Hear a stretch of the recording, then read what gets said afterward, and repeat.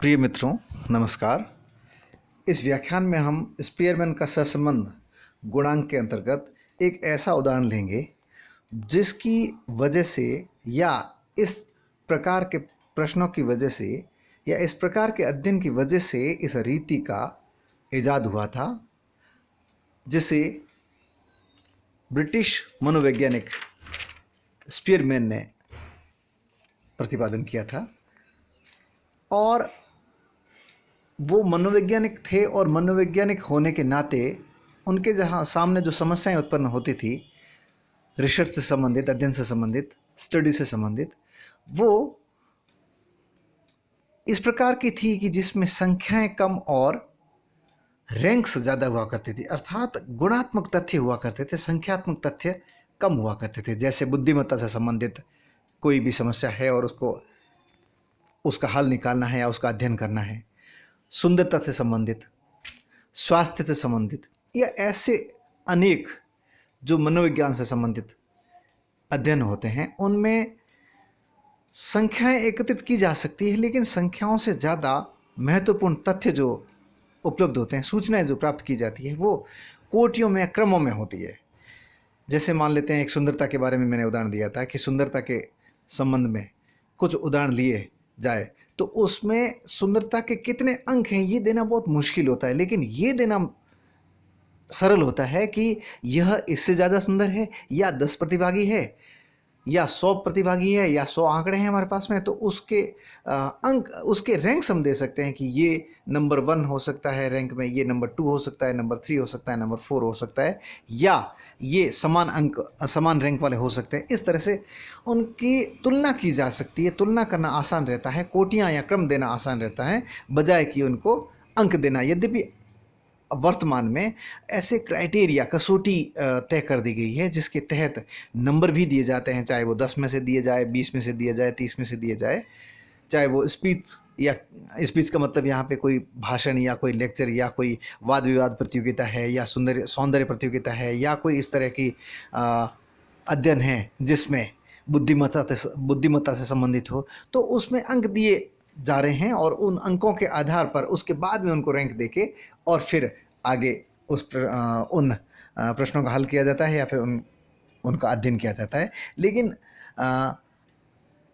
उस दौर में बुद्धिमत्ता से संबंधित, सौंदर्य से संबंधित, स्वास्थ्य से संबंधित केवल रैंक देना ज़्यादा महत्वपूर्ण हुआ करता था, रैंक देना ज़्यादा सरल हुआ करता था। इस कारण से सहसंबंध ज्ञात करने के लिए उन क्रमों के आधार पर इस रीति का प्रतिपादन किया गया था।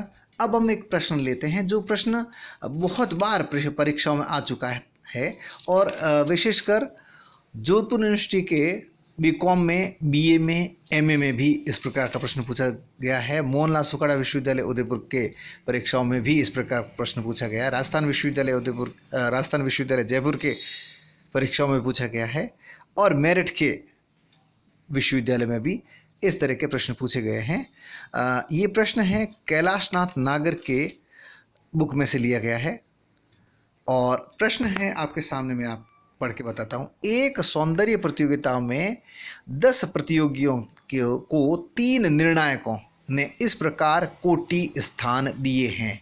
अभी केवल सूचनाएं हैं और प्रश्न अभी नहीं पूछा है कि प्रश्न आगे है, उसको मैं पढ़ के सुनाऊंगा। और सूचना इस प्रकार है, अर्थात 10 प्रतिभागी है। एक सौंदर्य प्रतियोगिता हुई एक महाविद्यालय में जिसमें 10 प्रतिभागियों ने अपना कंटेस्टेड में अपना प्रदर्शन किया और 3 निर्णायक थे, 3 जज थे। उन्होंने इन 10 प्रतिभागियों को अपने हिसाब से 1 से लेकर 10 तक कोटियां या क्रम या रैंक्स प्रदान की। प्रथम निर्णायक ने 1, 6, 5, 10, 3, 2, 4, 9, 7 और 8, अर्थात क्रम संख्या 1 से लेकर 10 तक जो प्रतिभागी आए, उस तरह से उन्होंने अपने कोटियां या रैंक्स, कौन सुंदरता में, इन सौंदर्य प्रतियोगिता में प्रथम है, कौन द्वितीय है, कौन तृतीय है, कौन चतुर्थ है, कौन पंचम, इस तरह से उन्होंने अपनी रैंक्स दे दी। द्वितीय निर्णायक यानी कि सेकंड जज ने दी 3, 5, 8, 4, 7, 10, 2, 1, 6, 9। इसी तरह से थर्ड जज तृतीय निर्णायक ने दिए 6, 4, 9, 8, 1, 2, 3, 10, 5, 7। इसका मतलब ये हुआ है कि पहला जो जज है वो पहले का प्रतिभागी को 1 नंबर दे रहा है, मतलब फर्स्ट रैंक पे दे रहा है। सेकंड जज जो है वो थर्ड रैंक दे रहे हैं, लेकिन थर्ड जज है उनको 6 पे रख रहे हैं। ठीक इसी तरह से आप आगे देखें तो प्रत्येक का आप देखिए, प्रथम निर्णायक ने जिसे 9 रैंक दिए, यानी बिल्कुल लास्ट सेकंड लास्ट दिए है, और थर्ड ने भी लास्ट रैंक दिए, लेकिन सेकंड जज ने उसे 1 रैंक दी है, यानी प्रथम स्थान पर रखा है। अब इनका क्या टेस्ट होगा ये पता नहीं है, अर्थात इनके कौन से वो 2 जज हैं। प्रश्न ये है कि कौन से वो 2 जज हैं जिनके सौंदर्य प्रतियोगिता से संबंधित या सुंदरता से संबंधित निकट के परिणाम है, या सुंदरता के प्रति उनकी निकट की समानता पाई जाती है। अर्थात सहसंबंध के आधार पर हमको ज्ञात करना है कि तीनों निर्णायकों के बीच में किन 2 निर्णायकों के बीच में सहसंबंध अधिक पाया जाता है, अधिक समानता है, या उनके निर्णय समान है, सबसे ज़्यादा नज़दीक है। तो इसको हम कोटि अंतर या स्पीयरमैन के क्रमांतर रीति द्वारा ज्ञात करेंगे कि वो कौन से 2 जज हैं जिनके निर्णय सबसे अधिक नज़दीक है। इसके लिए हम क्या करेंगे, सबसे पहले इसके लिए हम सबसे पहले इनको इस टेबल में इस प्रकार लिख देंगे। अब मैं आपको यहाँ पे याद दिलाना चाहूँगा कि स्पीयरमैन का कोटि सहसंबंध जब ज्ञात करते हैं और समान रैंक नहीं होता है तो सूत्र होता है rho is equal to 1 minus 6 summation D square upon N square minus 1। क्योंकि यहाँ समान रैंक वाली कोई बात ही नहीं है, इसलिए यह सूत्र होगा। अब मैं फिर वापस आपको याद दिलाता हूँ और इस टेबल की तरफ ले जाता हूँ कि जब ये हमारे पास में ये सूत्र होता है और हम स्पीयरमैन के सहसंबंध गुणांक को ज्ञात करते हैं, तो सबसे पहले हम क्या करते हैं, जो संख्याएं दी हुई है उनको रैंक देते हैं। लेकिन यहाँ पे दूसरी चीज़ है, यहाँ पे दूसरी स्टेप है, अर्थात यहाँ रैंक्स दी हुई है, लेकिन साथ में एक चीज़ और क्या है, इससे पूर्व के प्रश्नों में हमने 2 श्रेणियों के मध्य सहसंबंध ज्ञात किया था, स्पीयरमैन का सहसंबंध कोटि अंतर सहसंबंध ज्ञात किया था, जिसमें 2 श्रेणियां होती थी x और y, या 1 और 2। लेकिन यहाँ पे 3 श्रेणियां हैं, यानी 3 जज है, लेकिन उसमें श्रेणियां होती है, संख्याएं होती है, और उनको हम रैंक देते थे, यानी रैंक हमको देनी पड़ती थी। लेकिन इस प्रश्न में रैंक पहले से दी हुई है। तो सबसे पहला हमारा जो स्टेप होगा, जो रैंक्स दी हुई है उनको एज इट इज, यानी जैसे थे वैसे ही लिख देना।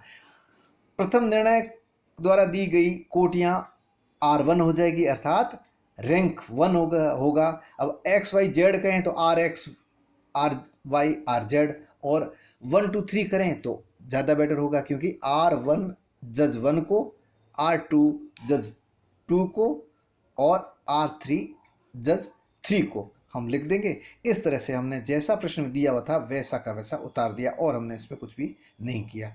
अब हम क्या करेंगे, अब हमारी जो स्टेप अगली होती है, रैंक देने के बाद में हम रैंक डिफरेंस ज्ञात करते हैं, अर्थात D is equal to R1 minus R2। चूंकि यहाँ पे 3 है इसलिए क्या करना पड़ेगा हमको, 3 श्रेणियां, इसलिए एक बार क्या करना पड़ेगा, डिफरेंस ज्ञात करने के लिए डिफरेंस यानी D12, यानी कि 1 और 2 के बीच में हम ज्ञात करेंगे, तो D12 कर दें, D12 is equal to R1 minus R2 हो जाएगा। ठीक इसी तरह से दूसरा कॉलम ज्ञात करेंगे तो हमें क्या करना पड़ेगा, D13 यानी 1 और 3 के बीच में निकालेंगे, तो D13 is equal to R1 minus R3। और तीसरा जो कॉलम होगा वो उसको उस तरह से बनाएंगे जिसमें होगा 2 और 3 के बीच में डिफरेंस ज्ञात करना, कोटि अंतर ज्ञात करना, तो D23 is equal to R2 minus R3। इस तरह से 3 कॉलम बनाएंगे, और उसके बाद में D12 यानी कि 1 और 2 के बीच में जो कोटि अंतर ज्ञात किया उसका स्क्वायर करें, फिर D13, तो अब हम क्या करेंगे, जो D13 निकला उसका स्क्वायर करेंगे तो D स्क्वायर 13 हो जाएगा। और फिर डी 2 3, अर्थात 2 और 3 जज के बीच में जो डिफरेंस ज्ञात किया उसका स्क्वायर करेंगे, तो उसको डी स्क्वायर 2 3 लिख देंगे।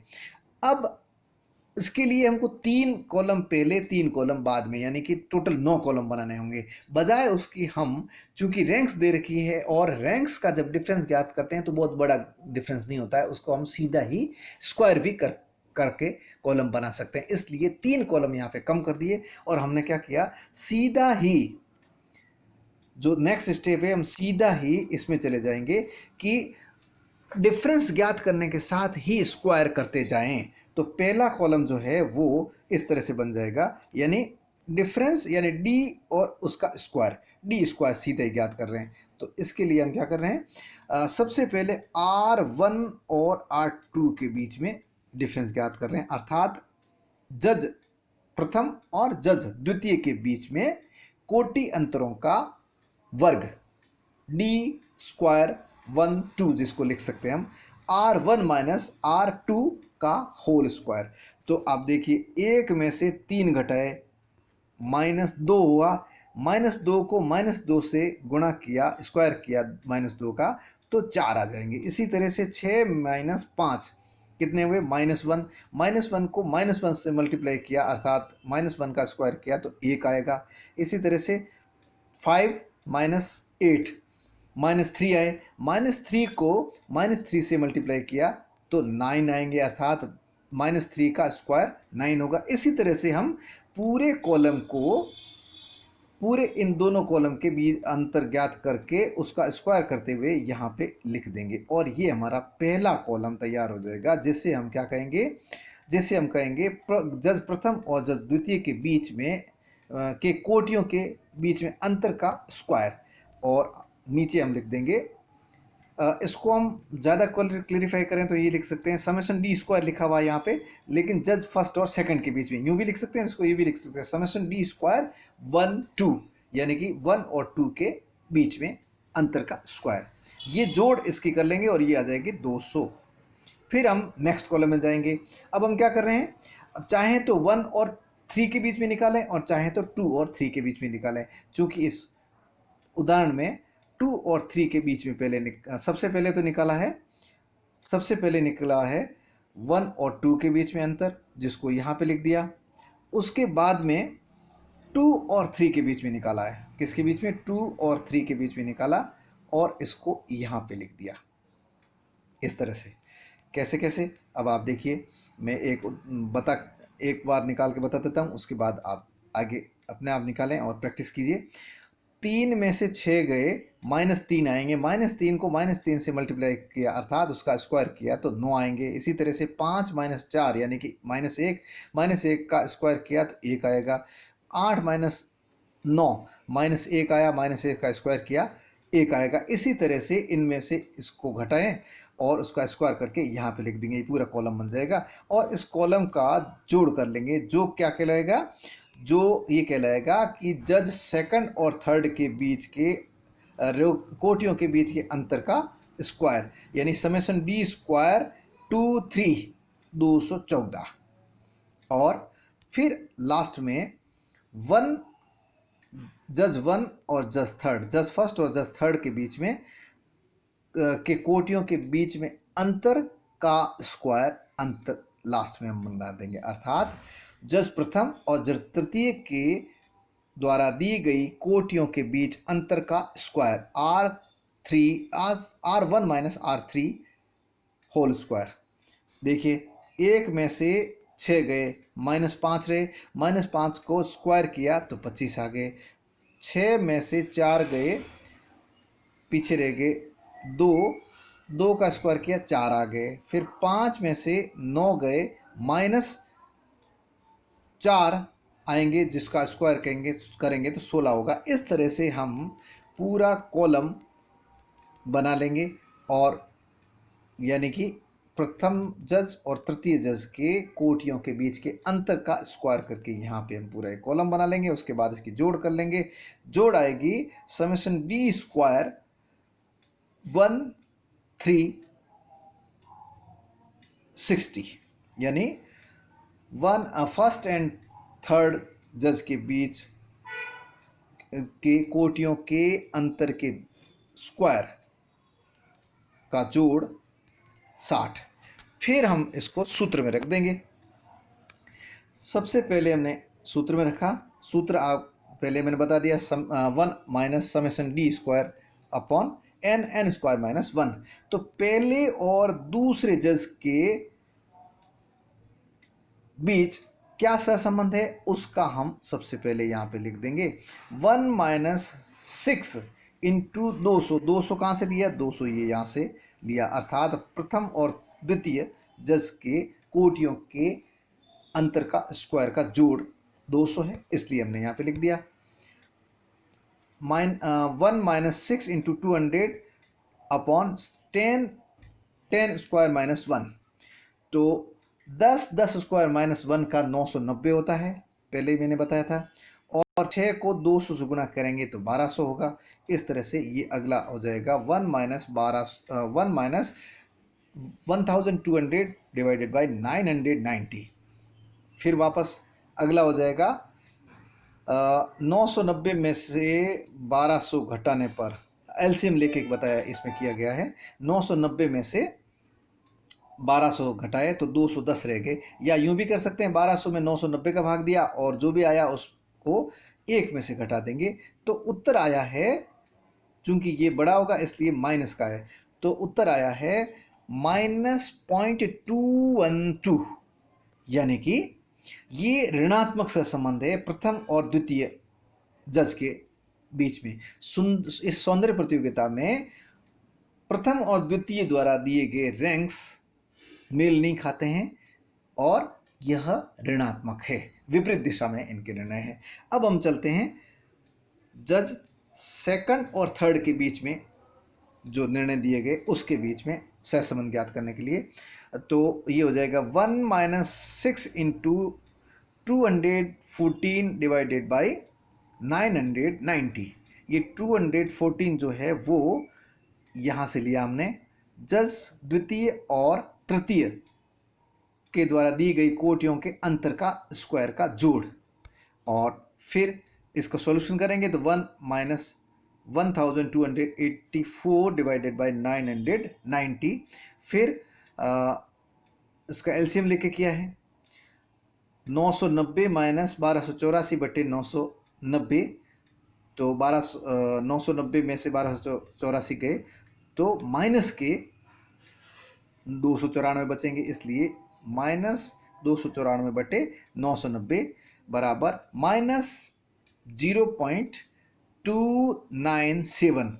अर्थात इनके बीच में 2 और 3 जज द्वितीय और तृतीय के बीच दिए गए कोटियों यानी रैंक्स के बीच में भी ऋणात्मक सहसंबंध पाया जाता है, और प्रथम और द्वितीय बीच में पाया जा रहा है उससे भी ज़्यादा पाया जा रहा है, अधिक पाया जा रहा है। अर्थात प्रथम और द्वितीय जज के बीच में ऋणात्मक सहसंबंध है, लेकिन द्वितीय और तृतीय के बीच में भी ऋणात्मक सहसंबंध है, लेकिन प्रथम और द्वितीय से भी अधिक है। इसका मतलब प्रथम और द्वितीय के बीच में भी सहसंबंध ऋणात्मक है, द्वितीय और तृतीय के बीच में भी ऋणात्मक सहसंबंध है। इसलिए इनके आपस में सौंदर्य प्रतियोगिता के संबंध में ये जो रैंक्स दी गई है मेल नहीं खाते। अब हम कर रहे हैं प्रथम और तृतीय के बीच में सहसंबंध ज्ञात कर रहे हैं, और प्रथम और तृतीय के बीच में जो सहसंबंध है वो इस प्रकार के 1 माइनस 6 इंटू 60 डिवाइडेड बाई 990। 990 हम डायरेक्ट लिख रहे हैं क्योंकि एन स्क्वायर माइनस 1, यदि n बराबर 10 है तो 990 आता इसलिए, और 60 जो आया है वो हमने यहाँ से लिया है कि प्रथम और तृतीय जज के द्वारा दी गई कोटियों के अंतर का स्क्वायर का जोड़ 60 है, इसलिए। तो 6 को 60 से गुणा किया तो 360 आ गए, तो 1 माइनस 360 बटे 990। अब वही एलसीएम लिया है इसमें, 990 माइनस 360 बटे 990 होगा, और 990 में से 360 गए 630 रहेंगे, तो 630 ये प्लस के, तो 630 बटे 990, 630 में 990 का भाग दिया तो आया +0.636। ये धनात्मक सहसंबंध पाया जाता है। अर्थात इन दोनों में ऋणात्मक सहसंबंध था और जब प्रथम और तृतीय के बीच में धनात्मक सहसंबंध पाया जा रहा है, तो इसका उत्तर जो होगा वो होगा कि एक सौंदर्य प्रतियोगिता में 10 प्रतिभागियों ने भाग लिया था, जिसमें 3 निर्णायकों ने अपने निर्णय सुनाए थे। उसमें प्रथम और तृतीय निर्णायकों के निर्णय में सहसंबंध पाया जाता है और धनात्मक सहसंबंध पाया जा रहा है मध्यम आकार का।